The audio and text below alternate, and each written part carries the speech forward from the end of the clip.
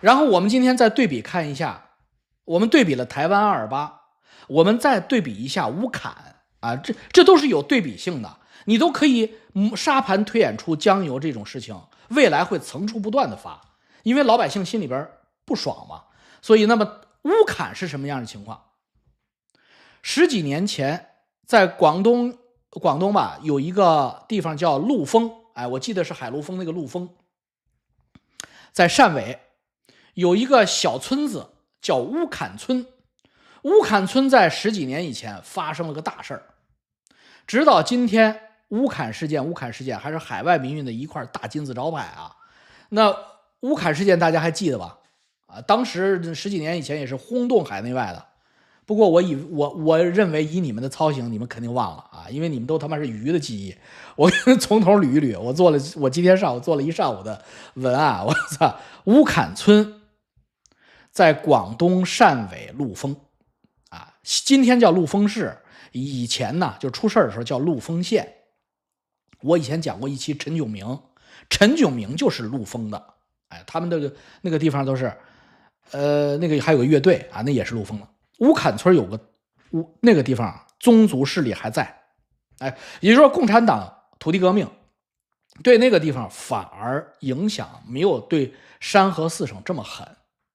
乌坎村是个很大的村子，一般的中国农民大家都有这概念，5000人都算大村了，乌坎有12000人，一个村啊，乌坎村有12000人啊，它在好多地方都一个乡镇的这个水平了，12000人这个大村子啊，就是这个地方有5大宗族啊，就我说这个基层社会凝结核还在5大宗族，这5大宗族是5个姓，民风剽悍啊，占地面积也很大，因为它大嘛，依山傍海，地理位置非常好。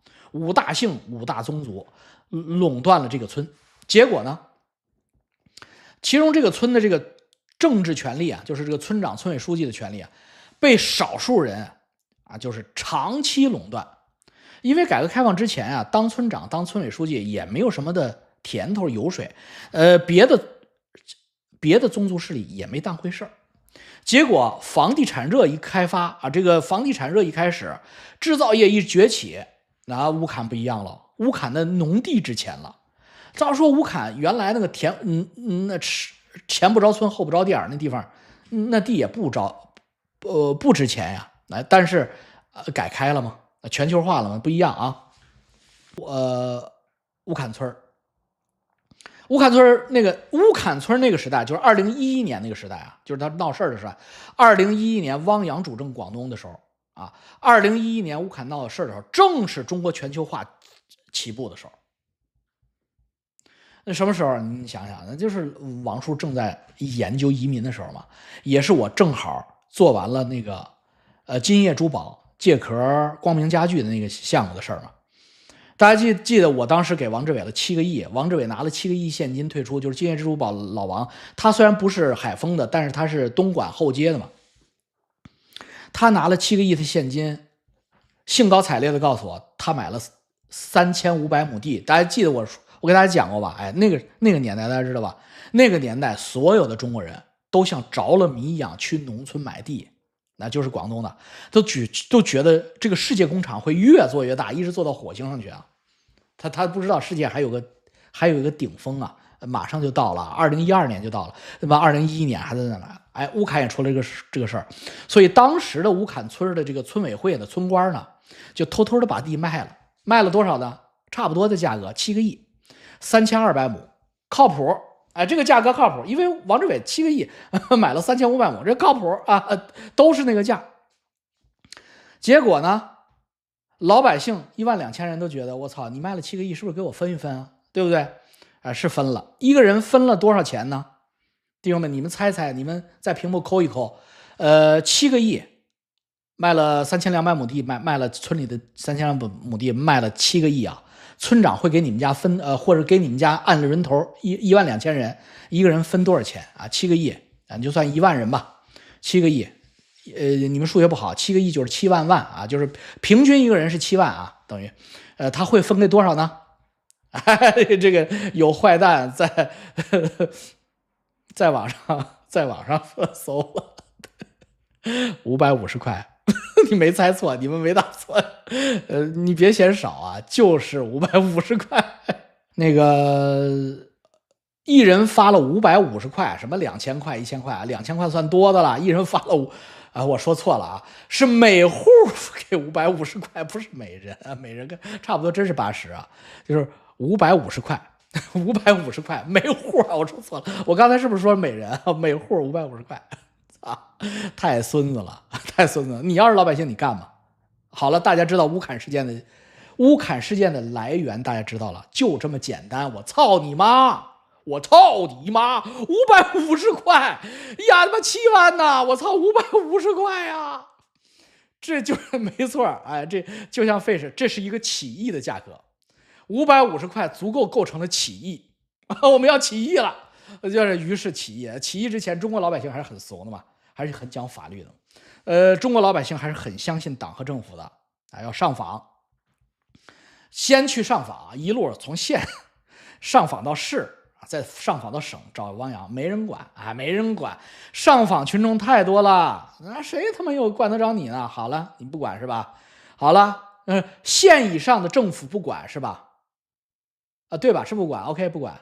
县以下，老王说有什么来着？有宗族势力，对不对？解放前哈，我们自己管，我们以武侠的形式自己来解决。好了，2011年9月21日，3000名乌坎村民拿着家伙啊，一般都是铁锹和锄头啊，拿着家伙占领了3200亩地。哎，你不是卖那块地吗？老百姓很聪明，3000名武装村民占领了那块地。赶走了施工队，还把通往那块地的公路封了。同时，另一标村民村进村委会要打那几个村干部，就是卖地那几个村干部，那几个村干部赶紧跑了，离开了家乡，逃难去了。同时，再派一标人马，这一标人马都是老太太，直奔市政府啊，汕尾市政府。在门口撒泼打滚，下跪，喊口号，拉横幅。哎，这是一次组合阵法。第二天，那产生了回响啊。党和政府第一天完全冷不防，第二天啊，9月22号，100多名武装警察冲进村子抓人啊，要把带头的抓走。这个村虽然大，但是进村只有2条路啊。村里的青壮年啊，几千青壮年早把路封了。100名武装警察显然低估了对手的人数和战斗力，所以100多名武装警察试图冲村的武装警察被打了。然后呢，村口有个派出所，哎，乌坎村口有个派出所，因为村子大嘛，那个派出所警察其实跟村民都认识。一看官兵来了，我这个村公所我也不能无所作为啊，为了抢功误判了形势。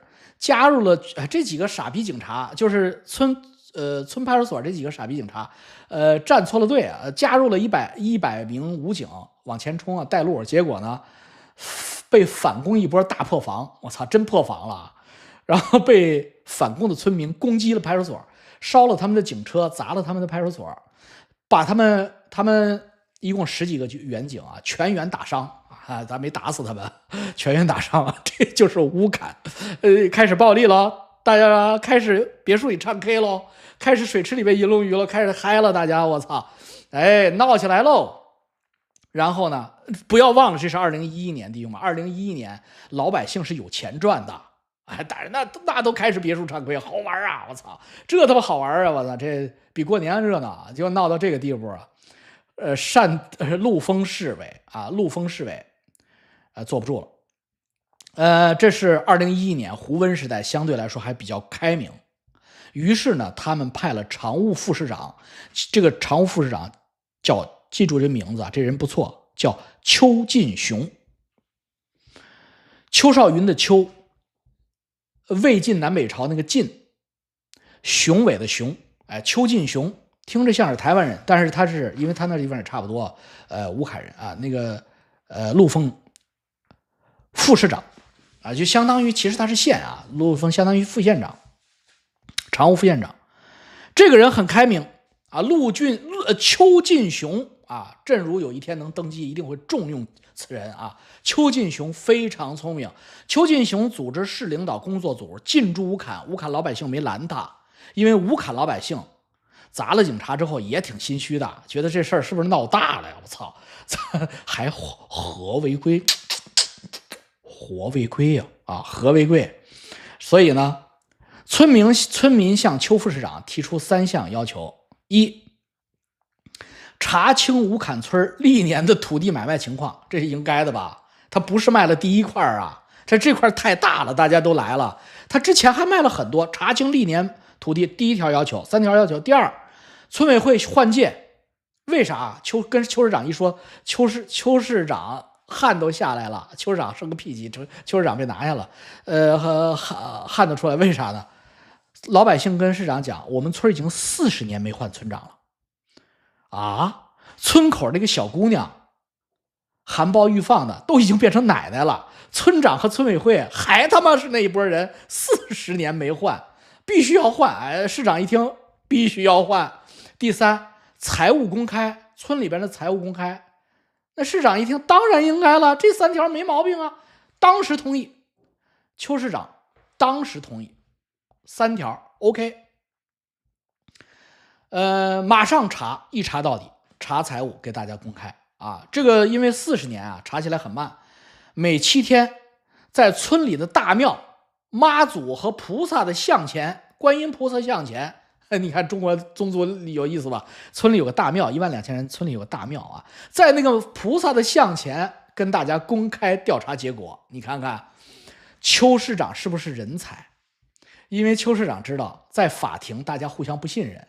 咱们在村里的大庙前面，咱们对峙，哎，你们双方对峙，好吧？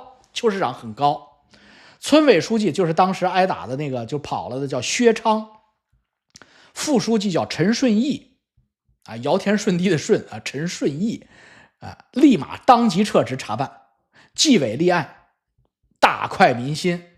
副书记陈顺义和这个村书记和副书记当场被调查立案。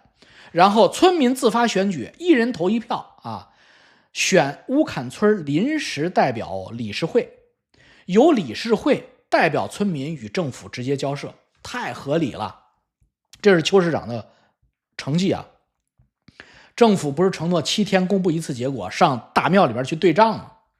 结果呢，大家知道中国人的这个特质啊，就是彼此之间啊，涉及到钱的问题上，在妈祖面前，在观音面前，也他妈的各执一词，哎，人人都觉得自己占理，无法官相护，无法查清，查了2个月，从9月22号邱市长把这事摆平，到11月21号，整整查了2个月，还他妈没查完，黄花菜都凉了。村民们这次又组织大游行，同时罢市罢渔，因为他是渔村啊。罢市罢渔，还因为他那个村乌坎村特大呀，他各方面人才都有，离香港、澳门很近，所以从香港请来了 BBC 驻香港记者、纽约时报记者进村采访，罢工、罢市、罢课、罢渔啊！为什么？因为他们查不出，官相护查不完，这一弄急了，这一弄他妈的陆丰说了不算了。就是邱市长说了不算了，无能解职，汕尾市领导亲自出面，这属于太白金星下去，李靖哪吒听令，你们去把那个乌坎的妖猴给我震了吧！哎，太白金星说让他们当弼马温，看了给脸了，太白金星就是邱市长被拿下。汕尾市领导啊，如天兵天将一般，立马宣布，邱市长说让大家组织的那个村民临时理事会为非法组织，调集了3000解放军、1000武警、4000人马，天兵天将，要踏平乌坎村。大家知道乌坎村有12000人啊，这时候都回去了。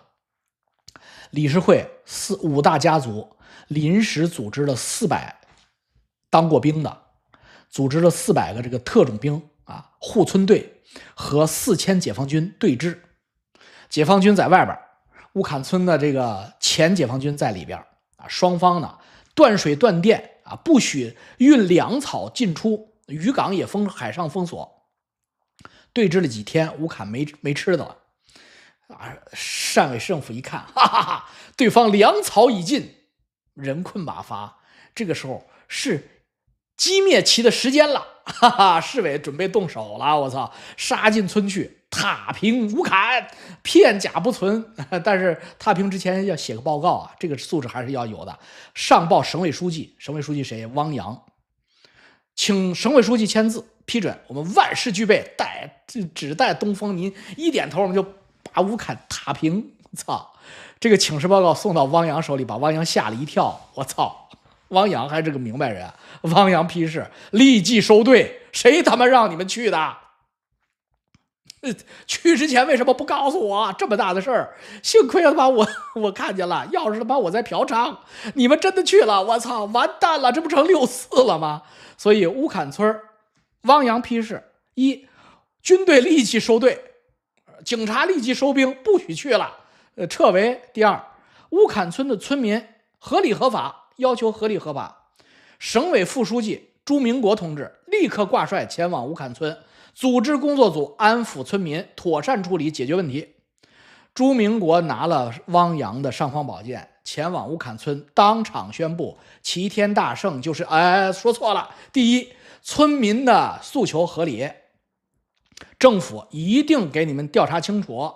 第二，临时委员会是你们合法组织，是你们选的，不是非法组织。第三，政府绝不秋后算账，不会再抓人了。等于省委把市委的又都全部推翻了。这场乌坎风波暂时平息。你们想一下，如果汪洋头脑发热，跟蒋介石或者邓小平似的，真的让军队开装甲车进去了，那你想想乌坎村是不是要出人命？至少死个几百人吧，那肯定遭到血洗了。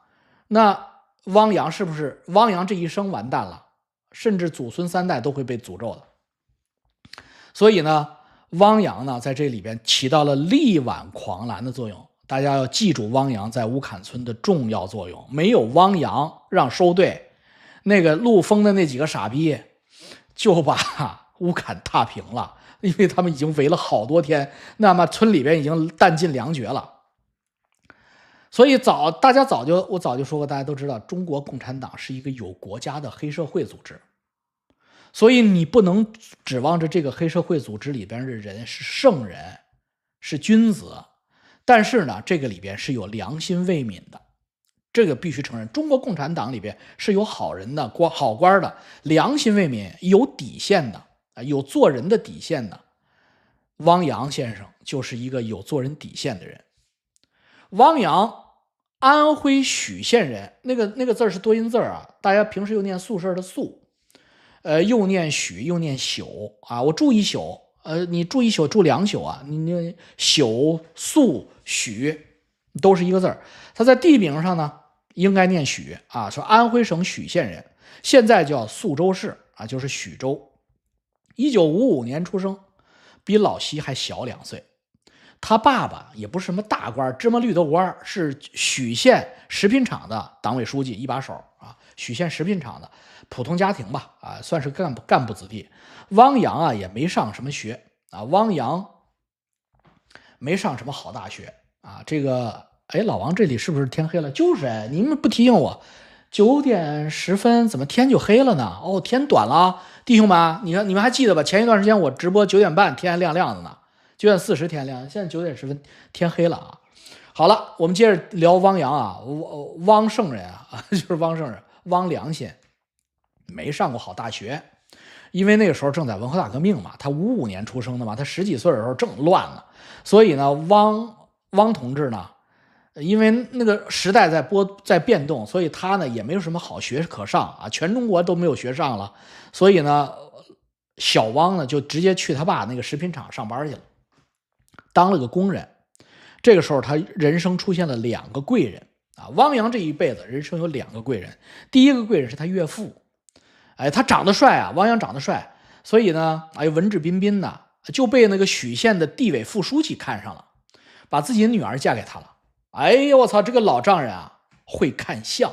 你们好多人都不知道，汪洋的老丈人有刘邦的那个岳父的水平。大家记得刘邦还混不出来，是地痞无赖的时候，他岳父就看上，我操，这个不得了，赶紧把我闺女嫁给他。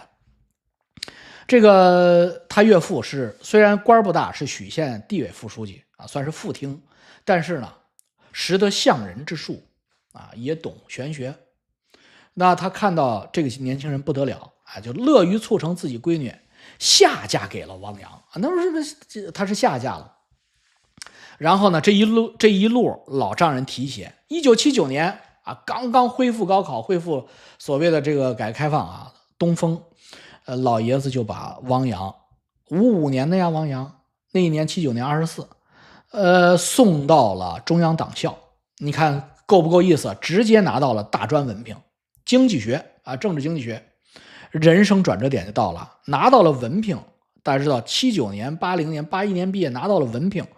镀了金，再回许县，那不一样了，那是中央党校的，一步到位就是许县地区团委副书记啊，他的团派就这么来的，副处级团委副书记，然后就是安徽团委、省委团委的宣传部长正处级，再一步就是安徽省的团委副书记、副厅级，这才到1984年。1984年到1987年，在副厅的任上走了3年，熬到了正厅，分别是团委副书记上体委副主任、体委主任啊，这就已经到正厅级了。体委就是体育啊，正厅级。这个老岳父真是太够意思了。为什么？大家看汪洋的取士之路啊，都不是重要岗位，什么团委啊，什么宣传啊。什么体委啊，这些地方虽然不是重要岗位，但是这地方啊，你的竞争对手也弱。你真给你放到纪委，我操，无数人给你写小报告。所以呢，这个是深谙为官之道，知道年轻人在往上送的时候，一定不要让他迎浪而上啊。有朝一日你们当了岳父，当了副厅长，你们培养你们的后代的时候，你一定要把他放到前职上，放到侧浪上。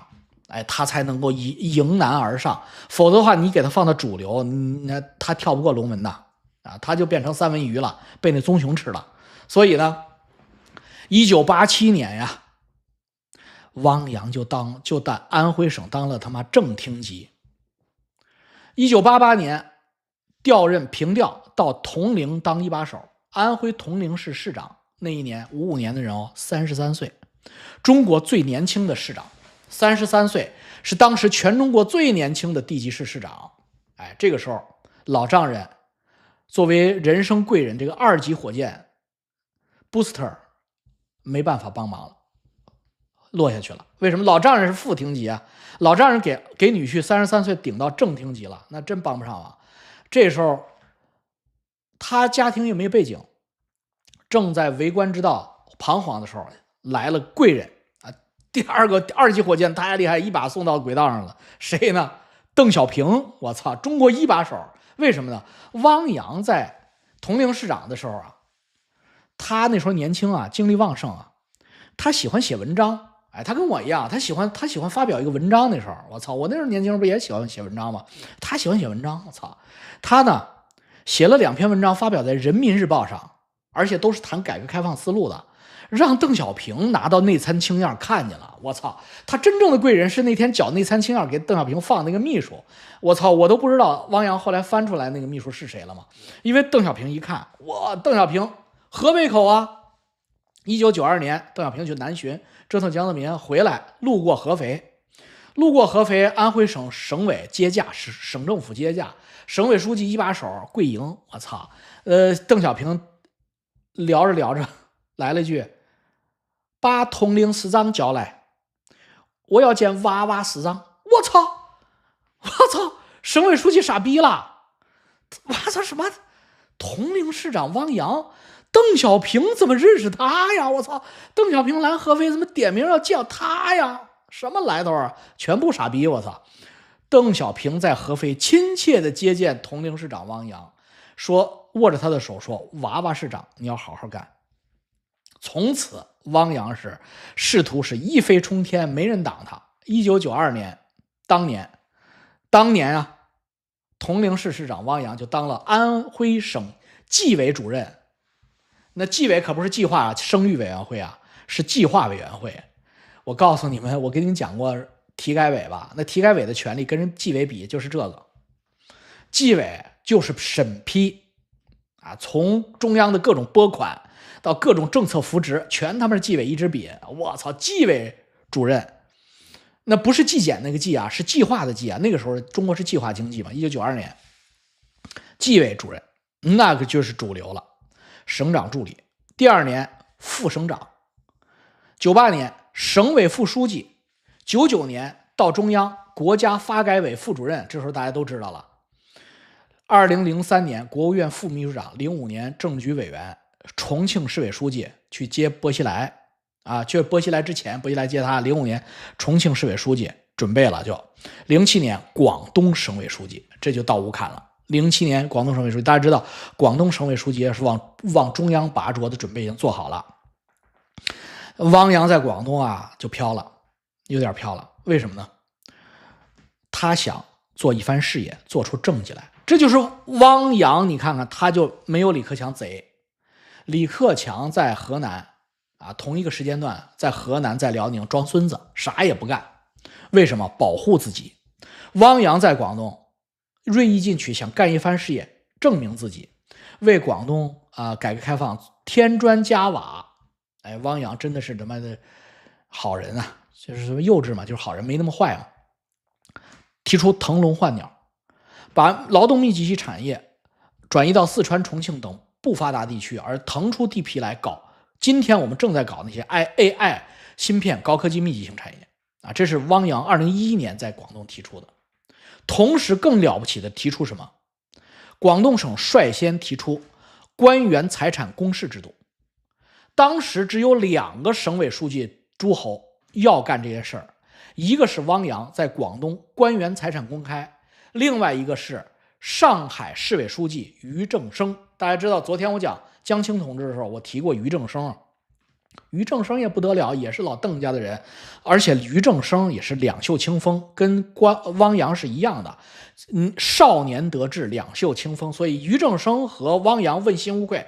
官员财产公示，这是第2。第3，三板斧说什么？小政府放权，组成工会，工人直接选举工会，村民直接选举村委会，基层民主选举，工厂民主选举。这是汪洋在广东的新政。这个是什么？这个是他妈政治体制改革了。所以我跟你们讲，汪洋真的是很厉害的人。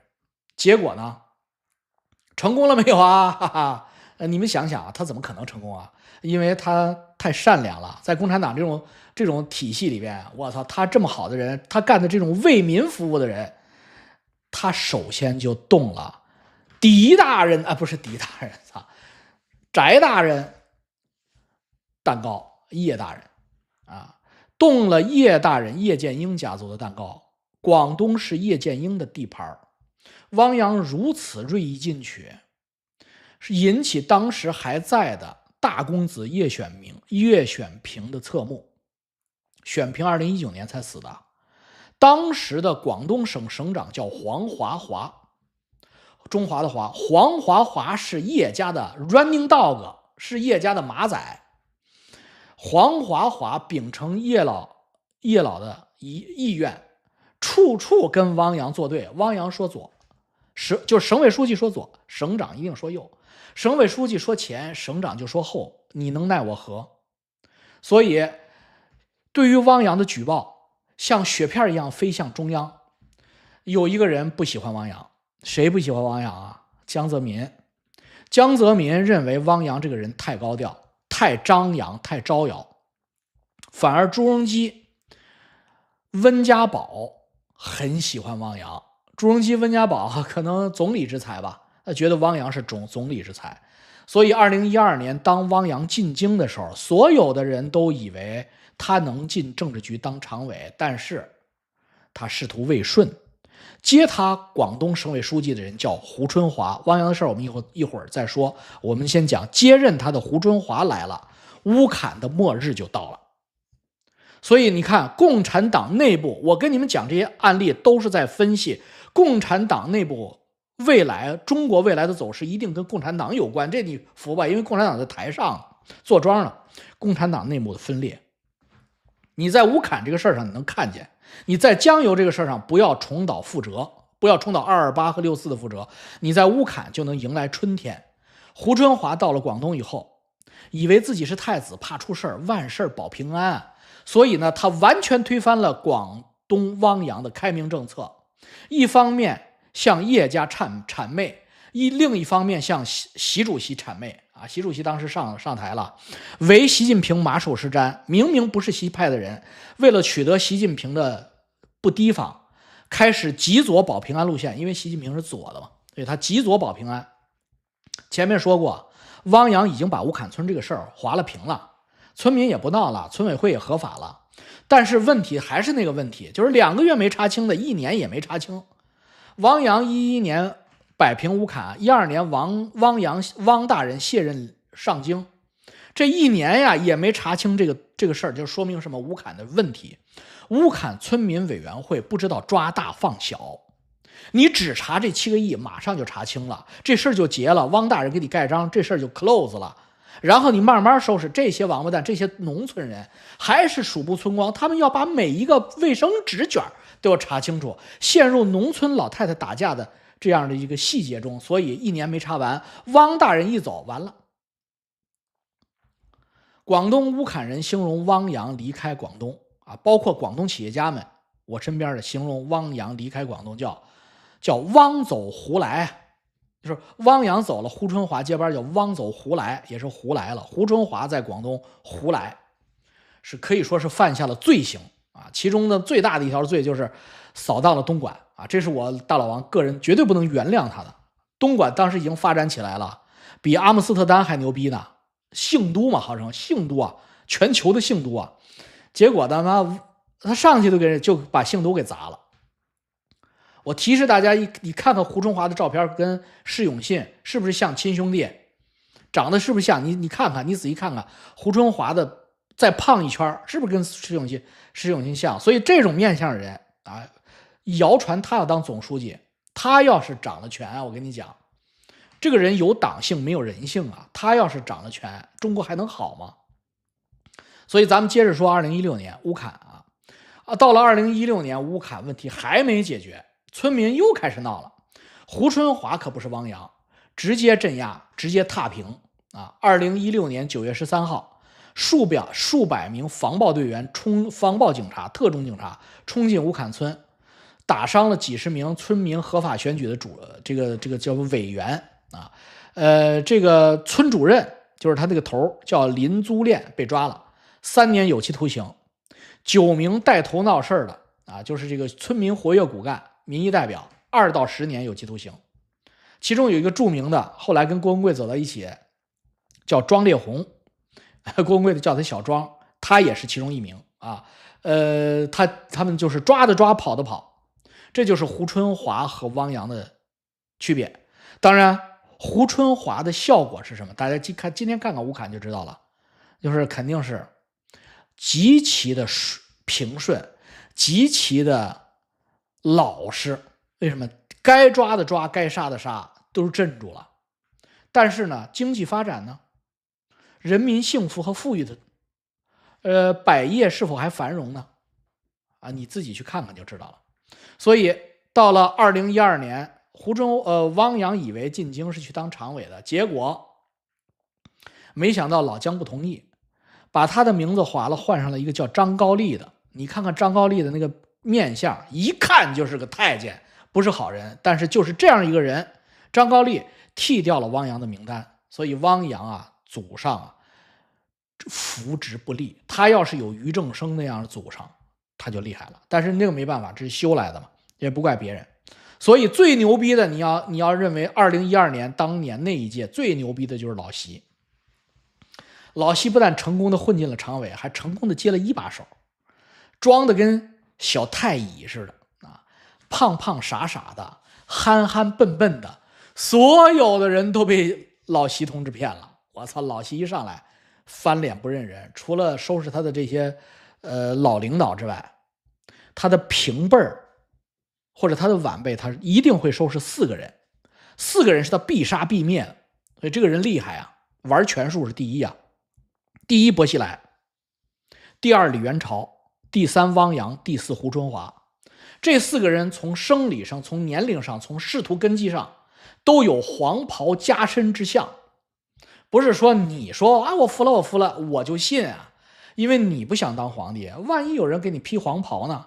所以你不服老习玩权术不行，一个个全被老习废了。所以呢，汪洋呢也在这个过程中彻底废了。